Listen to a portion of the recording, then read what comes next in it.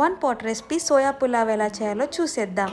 First soya చంక్స్ని hot వాటర్లో ఒక 15 minutes నానబెట్టుకున్న తర్వాత అవి స్క్వీజ్ చేసి ఒక బౌల్లో తీసుకోవాలి. నెక్స్ట్ ఆ బౌల్లో కొంచెం కర్డ్, కొంచెం కారం, నెక్స్ట్ కొంచెం ఉప్పు, కొంచెం పసుపు వేసి వాటిని బాగా మిక్స్ చేసి పక్కన పెట్టుకోవాలి.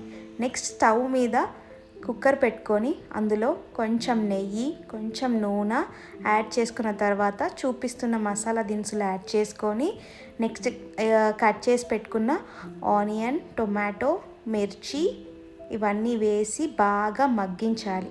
దాని తర్వాత కరివేపాకు కూడా వేసుకోవాలి. నెక్స్ట్ పసుపు, కొంచెం కారం, కొంచెం గరం మసాలా, నెక్స్ట్ ఇందాక పక్కన పెట్టుకున్న సోయా చంక్స్ ఉన్నాయి కదా అవన్నీ ఇందులో యాడ్ చేసుకొని బాగా మిక్స్ చేసుకోవాలి. నెక్స్ట్ కొత్తిమీర కూడా యాడ్ చేసుకున్న తర్వాత ముందుగా నానబెట్టుకున్న వైట్ రైస్ని నెక్స్ట్ వాటర్ని యాడ్ చేసుకొని ఎగ్జాక్ట్ 2 విజిల్స్కి తీస్తే మన soya pulao ready. Like, share and subscribe to our channel.